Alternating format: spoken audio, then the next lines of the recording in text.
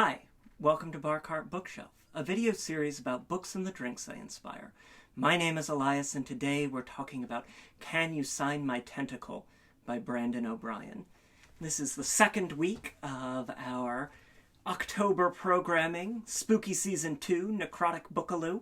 Every year I like to cover a book that's seasonally appropriate, a bit spooky, but not strictly horror. Last year we saw that with Under the Whispering Door by T.J. Klune, a novel of tea and grief and ghosts. And this year we're seeing that with Can You Sign My Tentacle by Brandon O'Brien, an electrifying and truly delightful poetry chapbook, our first collection of poetry that we've covered here on Bar Cart Bookshelf, and a wonderfully rhythmic exploration of cosmic horror and the Lovecraftian Cthulhu mythos. I have looked for a long time for how can we bring cosmic horror to Bar Cart Bookshelf. It's a sort of subset of horror that I really enjoy, but not in the original 19th century forms. I really like the reimagining and reinvention and critical engagement with this subgenre of horror through a marginalized lens, through a black lens, through a queer lens, and Can You Sign My Tentacle really hits so many of those buttons for me. It's a wonderfully oral collection where reading it, it's like having the poet there beside you reading your work. I had the good fortune last month to hear Brandon read some of his work at Chicago WorldCon, and so having that extra connection as I was reading the poems in this chapbook really sort of elevated the experience. If you have the opportunity, I do encourage you to seek out some places where Brandon O'Brien has read his own work. Particular highlights in the collection for me were the poem Time and Time Again, sort of multiversal exploration of grief and yearning and longing between two men, and the Cthulhu Asks for J. Cole's Autograph, one of the series of poems within the collection that explore the great old ones of the Cthulhu mythos, engaging with rap, R&B, and other black musical artists, and seeking their autographs. So this wonderful juxtaposition, given the deep fear and virulent racism of H.P. Lovecraft's work, to see that met with so much joy and really thoughtful engagement was a very powerful read. So for thoughtfulness, for just sheer beauty of language, and for sheer joyous, raucous power of poetry, while also being wonderfully seasonally appropriate, I cannot recommend Can You Sign My Tentacle highly enough. And so, of course, we needed to have a drink inspired by the book here on Bar Cart Bookshelf. Without any further ado, why don't we turn to today's drink? This is the Cthulhu Swizzle. It is a riff on a couple of classic forms while bringing a little something special, a little something new. So, first of all, we're going to start by, you see I've got my highball glass here that's going to serve as a swizzle glass. We're going to start by getting a good bit of crushed ice down into our glass. Just going to start us off. Wonderful. And then we'll start adding our ingredients. I'm going to have 1 ounce of Angostura bitters.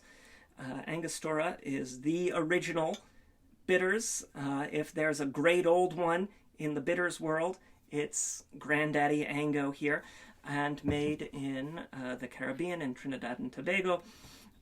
What our drink is today, while made in a swizzle format, it is a variation on the classic Trinidad Sour, which uses Angostura as its primary spirit. So we're going to get 1 full ounce of Angostura bitters in there. I do encourage you to get the big bottle of Ango when you're shopping for bitters because it doesn't go bad, and when you want to do drinks like this, it's really nice to have that big bottle. Now, to modify it, get a lot of wonderful references to brown rum in a number of the poems in the collection. The rum that I've chosen to use today is the Blackstrap rum. It's my favorite rum for autumn. It's going to bring a richness and depth to our cocktail, and we're going to get a 1/4 of an ounce of that in there. A nice sort of chocolatey rum that works really beautifully as an accent note in a drink.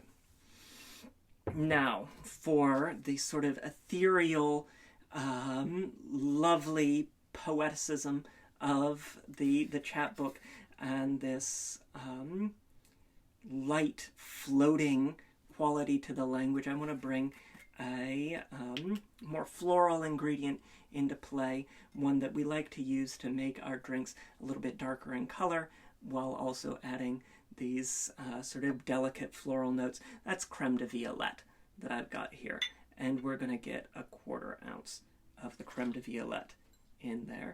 Just nice, dark, sort of perfumed and floral.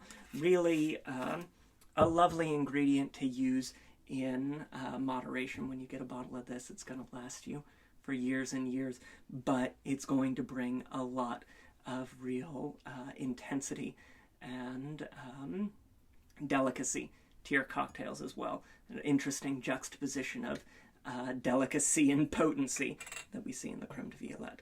Next, for our sort of tart ingredient, we're going to get 3/4 of an ounce of the lime cordial, something a little bit darker than just pure lime juice. You've got those lime oils in there, that sugar as well.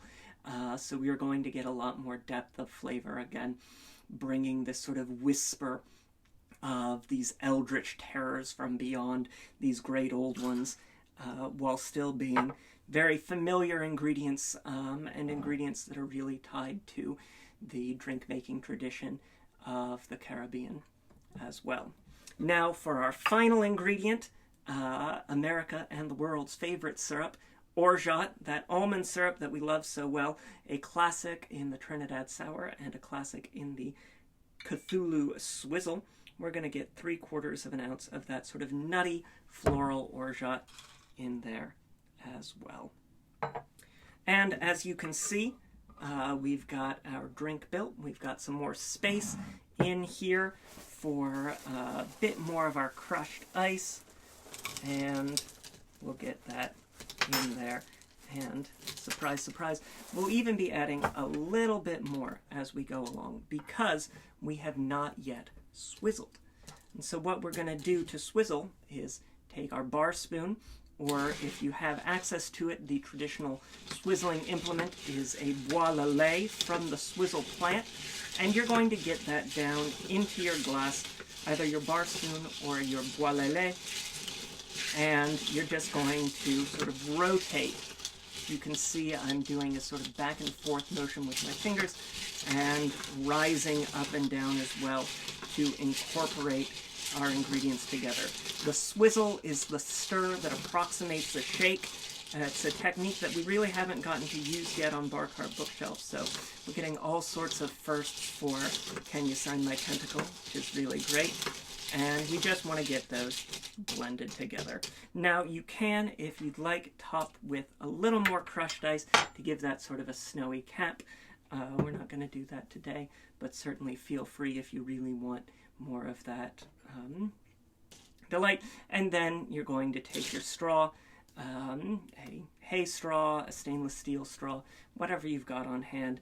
Just get that down in there and you're all set. So there you have it. This is the Cthulhu Swizzle, inspired by Can You Sign My Tentacle by Brandon O'Brien. Can You Sign My Tentacle is available now. It would be really great if you snagged a copy because it is just a true delight of a collection and is supporting our poets. Our poets really don't get as much support as our prose writers, so anything that we can do to get more excellent speculative poetry out there in the world is fantastic. And all the better when you have something as wonderful as Can You Sign My Tentacle. Got a link to snag the book down below. Also have a link to the Boston Shaker, where we get all of our tools and ingredients, including the sub for the Bois-Lele, the bar spoon, and an original Bois-Lele swizzle stick online there at the Boston Shaker. Link for that below. To Twitter and Instagram, where there's always a written version of today's recipe. Please try the drink. Let me know what you think. It's a great one for these sort of warmer days at the start of fall. It's a great one for warming on those fall evenings. Please like, share, subscribe. Tune in next week for another episode of Bar Cart Bookshelf in our Spooky Season 2 Necrotic Bookaloo series for this October. And until next time, cheers.